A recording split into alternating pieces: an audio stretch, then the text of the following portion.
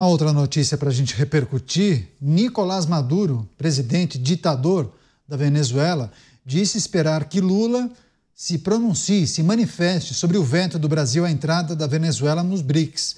Maduro não responsabilizou o presidente Lula diretamente por esse veto, mas criticou o Itamaraty.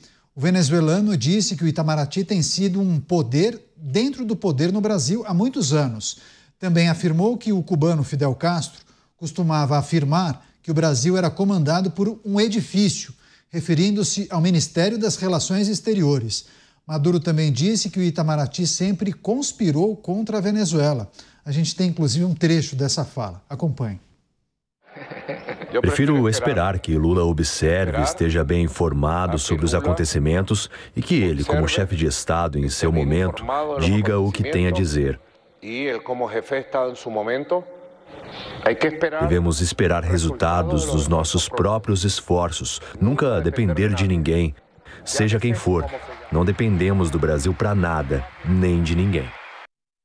Aí, não foi uma crítica diretamente ao presidente brasileiro, fez crítica sim ao Itamaraty, sugerindo inclusive que a chancelaria brasileira seria influenciada por decisões do governo norte-americano. Você, Mota, suas reflexões, que análise é preciso fazer em relação a essas falas de Nicolás Maduro, que está decepcionado com a gestão brasileira, é isso, Mota? É mais um capítulo da novela Venezuela e PT. Essa novela, Caniato, me lembra alguns versos da música Risque, de Nelson Gonçalves. Eles dizem: risque meu nome do seu caderninho, pois não suporto o inferno do nosso amor fracassado. Deixe que eu siga novos caminhos em busca de outros carinhos, matemos nosso passado. Mas a melhor trilha sonora para essa novela talvez não seja uma música brasileira. Eu acho que a melhor trilha sonora para essa novela é um tango argentino. Mas era bola cantada, né, Dávila? Dificilmente o Brasil iria se posicionar favoravelmente nesse momento à entrada da Venezuela no BRICS. Mas claro que o Maduro não ia perder a oportunidade de dar uma alfinetada, né? Mas tem que dar alfinetada, mas pelo menos a diplomacia brasileira cumpriu seu papel e não deixou a Venezuela ingressar nos BRICS. Agora, o importante é o seguinte, que já imediatamente já tem outro sinal, né, do governo na ONU agora pedindo para levantar a sanção econômica contra Cuba, num outro aceno, né, Caniato, culpando justamente o bloqueio à pobreza de Cuba e não culpa em nada o socialismo, como se o socialismo não fosse a causa principal da pobreza da ilha. Ou seja, o Brasil continua fazendo essa diplomacia militante, ressentida, anti-Ocidente, achando que vai tirar algum proveito disso em algum momento, sendo uma espécie assim de líder secundário dos esquecidos. Não vai colar. O Brasil está cada vez mais irrelevante no cenário internacional. Você, Beraldo, as falas de Nicolás Maduro, e ele chega a sugerir que o Itamaraty seria influenciado por decisões dos Estados Unidos, Beraldo. E ele é influenciado por decisões da Coreia do Norte, do Irã, da China, da Rússia, dos países que sustentam essa ditadura absurda, irresponsável, assassina, que atua na criminalidade, como já está demonstrado pelo próprio Estados Unidos, que procura Nicolás Maduro por tráfico internacional de drogas. Estar do lado dos Estados Unidos nesse confronto no que tange a Venezuela é o melhor que o Brasil tem a fazer. Mas, infelizmente, os laços que unem os governos dos dois países não são pautados pelos Estados Unidos. Há uma gigantesca dose de ideologia, sim, mas há também uma parceria com aspectos desconhecidos que me fazem imaginar as piores coisas possíveis que dois presidentes tivessem a conversar, a tratar e a fazer. A posição do Brasil em relação à entrada da Venezuela no Mercosul é simplesmente uma consequência dessa posição meio dúbia que o Brasil ficou em relação à vergonhosa eleição presidencial da Venezuela, que claramente foi fraudada e foi chancelada por uma Suprema Corte venezuelana totalmente dominada pela política, pela força e, eventualmente, pelas ameaças de Nicolás Maduro. Não há nada que preste na Venezuela que não o povo venezuelano, que está ali relegado à fome e à miséria em razão de um governo que lhes rouba não só o dinheiro, mas, sobretudo, o futuro e também o presente. É lamentável tudo que vem da Venezuela, Caniato, e o Brasil teria que ser, se tivesse algum resquício de dignidade nessa relação, teria que ser muito, mas muito mais duro do que tem sido até agora. Pois é, muita gente chegando aqui na nossa audiência. Brasil cobrou que os Estados Unidos retirassem o embargo econômico a Cuba. A gente vai trazer isso daqui a pouquinho, inclusive. Mas só repercutindo as falas de Nicolás Maduro em uma transmissão, inclusive, na TV estatal, dizendo que o governo federal brasileiro deveria se manifestar sobre esse posicionamento, o veto à entrada da Venezuela no BRICS. E, além disso, ele chegou a sugerir que o Itamaraty, a chancelaria brasileira, receberia orientações do governo norte-americano para vetar a entrada dos venezuelanos no grupo dos BRICS. Mas, Mota, quando o Brasil veta a entrada da Venezuela nos BRICS, isso não deixa o Brasil muito mais à vontade para muitas vezes tomar algum tipo de decisão ou ter algum posicionamento que vá na contramão do que pensa a Venezuela, porque senão fica parecendo jogo combinado, Joguinho de cena. Olha, eu vou me posicionar, mas no fundo nós somos amigos, sabe aquela coisa? Pois é, Caniato, e isso é mais comum do que a gente imagina, Esses joguinhos de cena. Olha, vamos combinar aqui o seguinte, tem aqui um script, você fala isso, eu falo aquilo, eu dou a declaração, você faz cara feia, eu xingo você, você faz um protesto, mas é só para a gente acalmar a turma que está cobrando alguma atitude aqui da gente, mas no final das contas, nós continuamos com a mesma amizade. Eu acho que a gente deve seguir aqui aquele conselho que a gente deu às pessoas em relação aos políticos, de uma forma geral. Olhem o passado, olhem o que foi feito nos últimos 20 anos, olhem que tipo de relação aconteceu entre esses personagens e aí vocês tirem as suas próprias conclusões.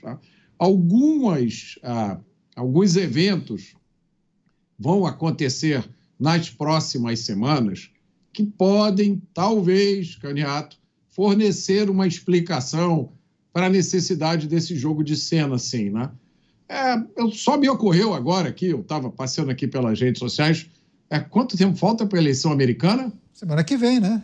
Pois é, Então, de repente, alguém sentiu a necessidade, olha, vai que o Trump ganha, Vamos segurar um pouco essa onda, essa amizade tão profunda, Vamos segurar um pouquinho. Agora, é uma coisa complicada, Porque, ao mesmo tempo, o Brasil pede o fim do... Acho que a gente vai falar sobre isso, pede na ONU o fim do embargo econômico a Cuba. Ou seja, mesmo que seja uma coisinha combinada, mesmo assim não me parece que está funcionando muito. Pois é, a gente vai trazer, inclusive, esse destaque agora na sequência para as pessoas que nos acompanham. Quer arrematar você, Dávila? Não tira das costas do Brasil uma responsabilidade de manter a amizade com a Venezuela, porque se posicionou, você inclusive enalteceu o posicionamento do Brasil vetando a entrada da Venezuela no BRICS.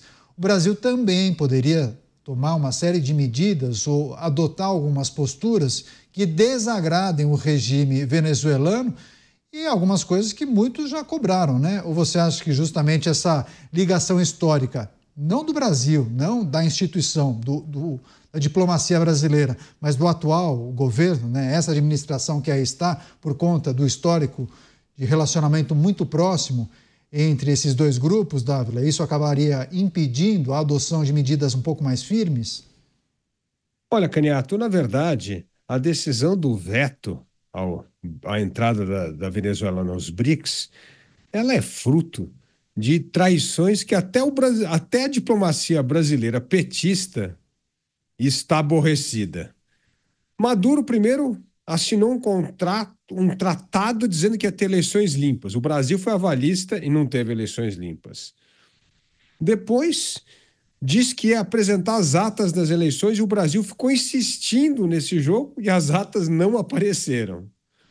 E aí, então, o Brasil finalmente faz um gesto e fala assim, não dá para acreditar nesse nosso parceiro que só passa rasteira no Brasil.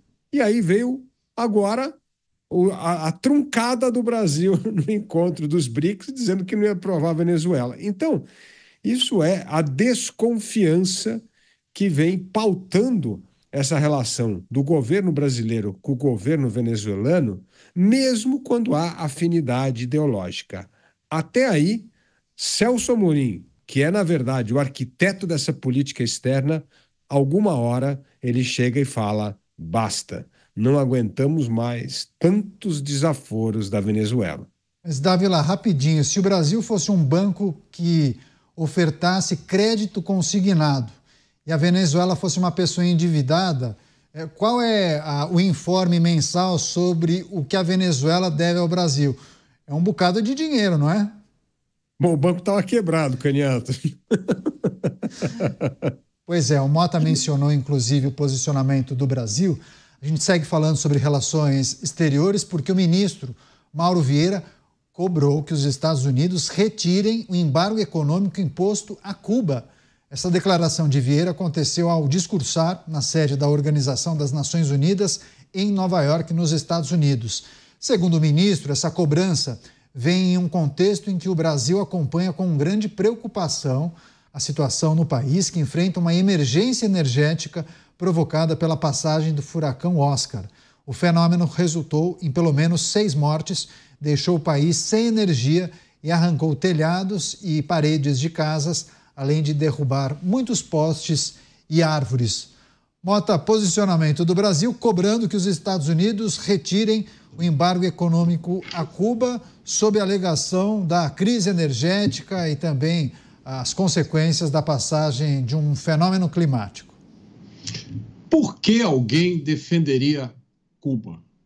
O que existe em Cuba que vale a pena ser defendido? A resposta para mim é óbvia: o povo cubano. Mas foi justamente o povo cubano que foi transformado em servos do regime comunista de Fidel Castro. Como é possível alguém defender um regime como esse? Bom, eu entendo. Até hoje tem gente que defende Stalin, um dos maiores assassinos da humanidade. Defende público, dizendo que foi um grande líder. Cuba é uma ilha-prisão. O regime de Fidel Castro, além de aprisionar o seu povo, que tenta desesperadamente fugir para os Estados Unidos, para Miami, usando qualquer tipo de embarcação, além disso, Fidel Castro quase provocou a Terceira Guerra Mundial, quando permitiu a instalação de mísseis russos em Cuba, em 1962. A defesa de um regime como esse, por pessoas inteligentes, é um fenômeno incompreensível. Eu estou sendo generoso nesse meu comentário. Felizmente, o peso de um pedido da atual diplomacia brasileira é quase nenhum. Você, Beraldo, suas considerações acerca desse pedido do Brasil cobrando que os Estados Unidos retirem embargo econômico a Cuba, dizendo que a população está sofrendo demais. Mas não é só isso que um país analisa quando impõe um embargo, né, Beraldo? Eu estou muito sensibilizado com essa preocupação do governo brasileiro com o povo cubano. Realmente faz sentido essa pressão que estamos fazendo em cima dos Estados Unidos para que retirem o embargo, ignorando todo um histórico de relação completamente tensa e prejudicial aos Estados Unidos dessas últimas décadas. Agora, Canhato, você sabe o que ia me deixar muito feliz? É se o governo brasileiro tivesse essa mesma preocupação com a população de São Paulo, que ficou às escuras também. E olha que não foi nem furacão, não, hein? Foi só chuva forte. Ficou às escuras, centenas de milhares de famílias. Agora, sabe o que o governo federal fez? Ele não foi atrás da Enel, da distribuidora de energia de São Paulo, para conseguir um acordo para favorecer a população de São Paulo, não. O que o governo federal fez, através da Agência Nacional de Energia Elétrica, foi colocar a multa de 180 milhões de reais em cima da Enel para o cofre da União. Agora me explica, Caniato, de que forma a empresa pagar 180 milhões de reais para o governo federal, que é um poço sem fundo, um sumidouro de dinheiro público, como é que isso beneficia a população de São Paulo? De que forma tomar 180 milhões de reais da empresa vai melhorar a infraestrutura de energia elétrica do povo de São Paulo? Está aqui dentro do Brasil, a cidade mais importante do país, onde muitas empresas que investem no Brasil estão instaladas. Porta de entrada para todo o turismo de negócios que temos no país. Mas não, a população de São Paulo que se dane, dinheiro na conta da União e vamos perder tempo e queimar cartucho internacional para defender o pobre coitado do povo cubano que, infelizmente, não conta com uma lágrima sincera do governo brasileiro, porque esses se rendem à relação de luxo, de poder, de palácios e de viagens e de muita festa com as lideranças do governo cubano. Porque se tivessem conhecido Cuba de verdade, a realidade da população cubana, sem o tapinha nas costas, sem o charuto, sem a taça de champanhe, sem a boa vida paga com dinheiro público, certamente teriam uma opinião muito diferente sobre o governo de Cuba. Pois é, inclusive eu fiz a brincadeira com o Dávila, a Venezuela deve uma quantidade enorme de dinheiro ao Brasil e Cuba da mesma forma, né, Dávila? Mas queria que você trouxesse sua avaliação sobre o pedido que o Brasil fez na ONU para que os Estados Unidos retirassem o embargo econômico a Cuba por conta da situação que passa o país. Cuba deve 6 bilhões ao Brasil, então devolve muito dinheiro. Então é bom cobrar alguma hora para receber esse dinheiro. Mas agora, como é companheiro, né, não precisa cobrar com tanta veemência, né? Se fosse um banco, né, Caniato, teria que cobrar. Mas olha, a pobreza da ilha de Cuba tem um nome. Esse nome é socialismo. Foi isso que empobreceu a ilha de Cuba. Desde 1959, nós temos um regime socialista na ilha. Não tem nada a ver com embargo, tem a ver com o socialismo. O socialismo conseguiu fazer aquilo, trazer igualdade absoluta. Qual que é a igualdade absoluta? Transformar todo mundo na ilha em miserável, a não ser, evidentemente, a família Castro. Mas o resto só tem miserável. Falta luz, falta tudo, falta medicamento, falta transporte, falta infraestrutura, falta absolutamente tudo na ilha. É isso o que aconteceu com essa onda socialista desde 1959 na ilha de Cuba. O Brasil deveria usar fóruns internacionais para defender os interesses nacionais. O Brasil deveria estar defendendo, por exemplo, ou buscando parceiros para combater o crime organizado internacional, que precisa, sim, de apoio de outros países para desmantelar a movimentação financeira dessas organizações criminosas que cada vez mais se parecem com a máfia internacional. O Brasil deveria estar se dedicando com seriedade à pauta da transição econômica sustentável no país, das questões climáticas. O Brasil tem obrigação de tratar isso com seriedade. Vamos ter a COP30 o próximo ano. Até hoje não se tem a agenda, ou se está discutindo a agenda que o Brasil quer discutir na COP30. O Brasil deveria estar trabalhando para aprovar o Tratado de Livre Comércio com a Comunidade Europeia. Isto sim é defender os interesses nacionais, é defender as questões que importam ao Brasil e não utilizar fóruns internacionais para defender Cuba e esquecendo do desastre que foi o socialismo para o povo cubano. Agora, o Beraldo há pouco fez um paralelo muito interessante em relação ao posicionamento do governo brasileiro em relação à necessidade dos Estados Unidos retirar o embargo econômico a Cuba por conta dessa crise de energia que passa o país, que foi intensificada por conta da passagem de um fenômeno climático, em face à situação que a gente pôde observar aqui em São Paulo, né? Chuvas muito fortes, vendavais que acabaram derrubando muitas árvores, o fornecimento de energia prejudicado e a má prestação de serviço na avaliação de gestores municipais dessa empresa, a Enel. Agora, Beraldo, tem uma outra informação, viu?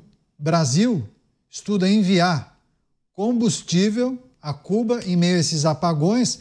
Agora, pensa justamente como enviar esses itens à ilha sem ferir o embargo histórico estabelecido pelos Estados Unidos. Enfim, não somente a declaração, o país deve se organizar para ajudar a ilha em meio a essa situação. Beraldo. Que coisa completamente ridícula. Porque o Brasil hoje é dependente de óleo diesel russo. Então o Brasil vai comprar óleo diesel da Rússia para depois mandar para Cuba? Por que a Rússia não manda direto para Cuba, se são parceiros históricos? Por que essa sensibilidade toda do Brasil querendo apitar numa seara que ele não tem competência para isso? Vai mandar gasolina para Cuba, sendo que não dá conta do abastecimento doméstico? Então não faz absolutamente nenhum sentido o que o governo brasileiro está falando, se propondo a fazer. Fará isso prejudicando a população brasileira. Fará isso para agradar os seus parceiros da política, os seus parceiros de negócio, e a população brasileira que se vire. Pior, vai colocar na conta da Petrobras. Por isso que a Petrobras é inviável. A Petrobras, com essa gestão, interferência política que não cessa, ela é um fardo para as contas públicas brasileiras. Não é possível a gente manter essa estrutura que não atende às necessidades que o Brasil tem, que o povo brasileiro tem. Caniato, nós somos precursores dessa migração de combustível fóssil para combustível renovável. O etanol começou a circular em larga escala no Brasil na década de 70. Hoje nós temos a maior frota de carro flex do mundo. E mesmo assim, com toda a produção de etanol que temos, com toda a frota flex que temos, somos escravos do petróleo. E não é o petróleo nosso que sai dos campos de produção da costa brasileira e vem para as refinarias do Brasil para ser processado, transformado, para que a gente possa consumir o combustível localmente e exportar outros produtos. Não, somos incompetentes. As nossas refinarias são incapazes de processar o petróleo que a própria Petrobras extrai. Então vendem o petróleo, paga comissão, paga estrutura de trading, paga tudo, aí importa produto que pode ser processado nas refinarias brasileiras do sistema Petrobras. Isso é insano, mas não se resolve. Agora vão mandar combustível para Cuba. Ora, Caniato, é um governo de faz de conta. Conta essa historinha, porque a maioria da população não entende como as coisas funcionam no campo dos combustíveis, porque só conhecem a versão da Petrobras. Isso é um absurdo, isso é uma vergonha. E o Brasil vai se expondo cada vez mais no cenário internacional. É isso, o Brasil estuda a possibilidade de enviar, além de combustível, alimentos e também medicamentos a Cuba, e também deverá, muito em breve, ter uma reunião com representantes do México, talvez até com a presidente Cláudia Sheinbaum, e o país mexicano também enviará apoio humanitário à ilha. Você, Mota, quer arrematar? Brasil estudando maneiras de ajudar Cuba, que, segundo muitos integrantes do governo, vive uma crise humanitária.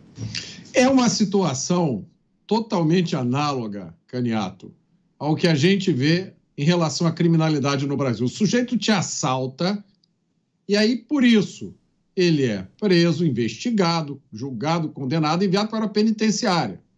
Aí querem que você tenha pena dele, porque ele está lá na penitenciária cumprindo a pena dele. Coitado, está longe da família, não tem acesso à educação, à saúde ruim, mas ele cometeu um crime, companheiro.